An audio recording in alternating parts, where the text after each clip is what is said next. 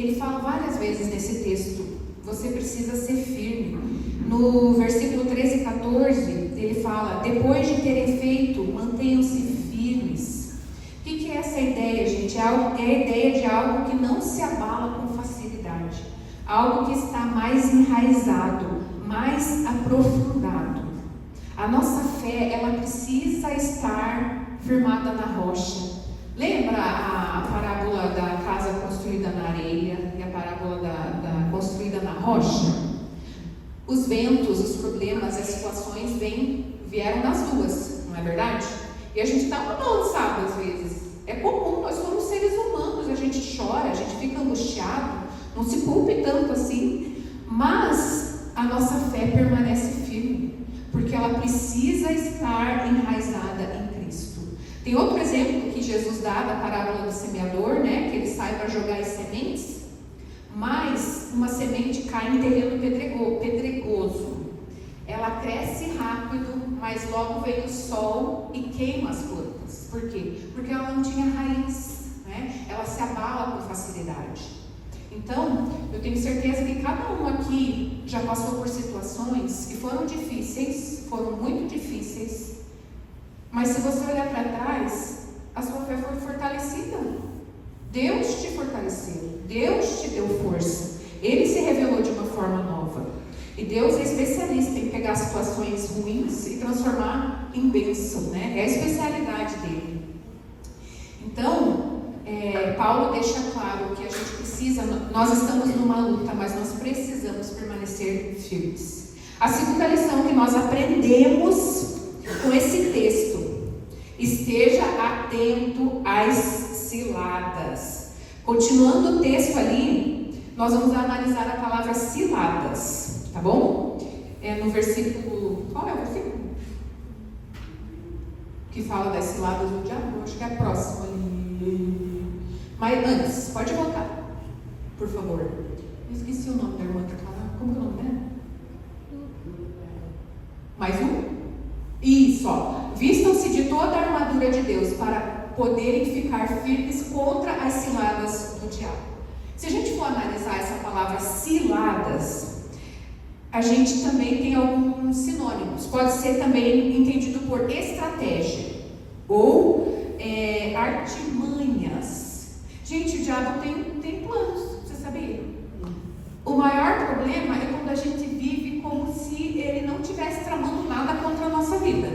Eu sei que a gente não pode ficar também, né, pensando, ai meu Deus, o que o diabo vai fazer contra mim? Mas, o que o diabo deseja? Ele deseja tudo que é contra o que Deus quer. Se Deus quer uma família unida, que as pessoas vivam em paz, ele vai vir e causar intriga, né? Se o casal está lá tendo problemas no casamento, ele vai continuar colocando fogo, né? Ele vai usar de ciladas, de situações para que o problema aumente. Às vezes um filho rebelde que você tem e você não sabe como lidar, ele está sendo ali influenciado por alguma artimanha de Satanás. Pode ser pelos amigos, pode ser pela internet, pode ser por alguma situação.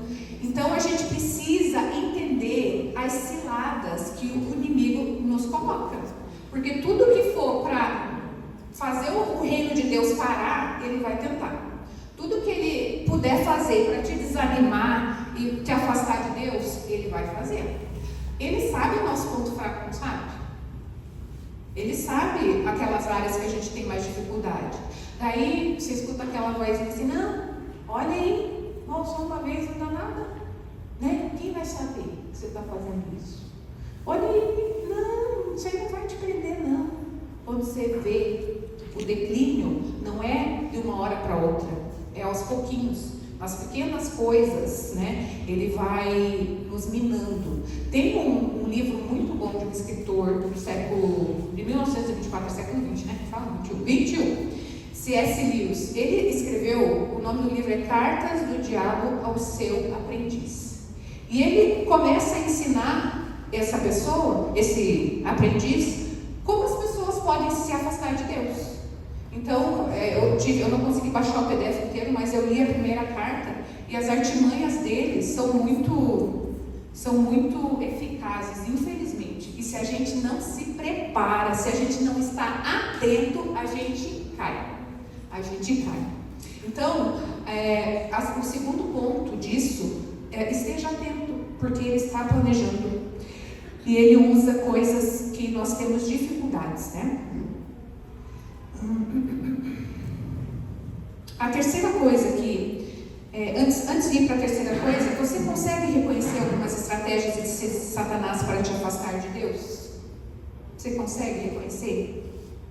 Você conhece o que ele faz para te desanimar? Para fazer você desistir de buscar Deus? De estar mais perto de Jesus? O que o diabo tem feito na sua vida para te fazer retroceder? Você tem orado sobre isso? Tem pedido de oração para que Deus te fortaleça com o poder dele? E o terceiro, gente, entenda quem é o seu real inimigo. No versículo 12, a gente vai ler mais uma vez ali, só para vocês lembrarem. Pois a nossa luta não é contra pessoas, mas contra os poderes e autoridades, contra os dominadores deste mundo de trevas, contra as forças espirituais do mal nas regiões celestiais. Nesse trecho, gente, Paulo deixa claro que a nossa vida é uma luta. Está implícito ali no texto. Pois a nossa luta. Então ele está dizendo, não é quando vier luta. Vai que de vez em quando você tem luta. Não. A nossa vida é uma luta. Ela é uma batalha. Mas nós precisamos entender que existe um real inimigo por trás daquilo que a gente está vendo. Porque às vezes a gente acha que são as pessoas. E as pessoas, infelizmente, elas são usadas por Satanás. Mas elas são o real inimigo da nossa alma? São as pessoas? Quem é que está manipulando? Quem é que está usando a pessoa? Quem é que está tentando afastar você de Deus? Satanás. Então ele usa brechas na nossa vida, na vida das pessoas, para causar intriga, para causar fofoca. Fofoca é uma coisa demoníaca, gente. Meu filho, lá na igreja, mãe, vieram me dizer que eu vou mudar de igreja, e nem eu estou sabendo. Eu falei, pois é, filho, nem eu. Como é que pode? Eu falo, alguém começa um boato, uma fofoca, e prejudica tanto, gente, é uma coisa tão demoníaca. E eu falei, pois é, filho, o povo gosta de falar, né? Eu falei, pois é. E ele fica chateado, fica triste. Mas eu falei, a gente tem que lutar, né? É uma coisa muito demoníaca essa questão de fofoca, de falar dos outros.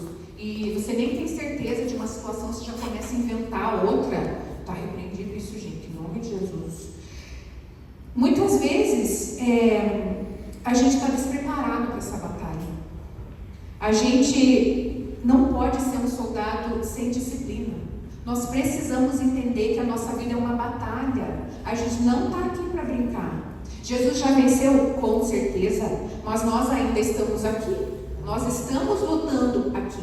Jesus já venceu e a gente não precisa viver com medo, porque Ele nos dá as armas certas para lutar. Mas você precisa entender e precisa ser disciplinado. Precisa estar preparado. Então, meu irmão, se você não orar, se você não buscar a Bíblia, não jejuar, a coisa começa a ficar difícil. Porque até quando a gente faz isso é difícil, né? Não estou dizendo que fica mais fácil, mas Deus começa a nos fortalecer com o seu grande poder. Eu apanhei muito de depressão, porque eu não tinha muito conhecimento dessa vida espiritual, né? E eu via, depois que eu consegui sair desse buraco, que é um buraco terrível, né? Que eu falei, meu Deus, como é que eu vou sair daí? O Espírito Santo começou a me mostrar, né? Como eu não sabia lutar, como muitas vezes tudo que vinha na minha mente, pensamentos negativos, pensamentos de derrota, eu simplesmente aceitava. Eu achava que isso era normal na minha vida. O Espírito Santo falou, você precisa lutar, minha filha, luta em oração, luta, faz jejum, vai que eu estou com você. Depois ali ele vai terminar o texto falando propriamente dito sobre a armadura, e não dá tempo de falar, né? Aí eu já estou terminando. Não dá tempo de falar sobre cada parte ali da armadura. Fica a dica, né, pastora? Dá para continuar no domingo que vem falando sobre a armadura. Cada parte é muito legal de estudar isso aqui, gente. A única parte de ataque na armadura é a espada. Todas as outras partes são de defesa. Mas a palavra de Deus, com a palavra de Deus você avança, né? né? Quando vem aqueles pensamentos pessimistas, aqueles pensamentos que querem te derrotar, você lembra do versículo? Você lembra sobre o que a palavra de Deus fala sobre quem você é? Deus vai te fortalecendo, te fortificando. Então hoje, gente, depois de tudo isso que a gente aprendeu, eu quero orar com vocês. Deixa eu pôr minhas coisas aqui.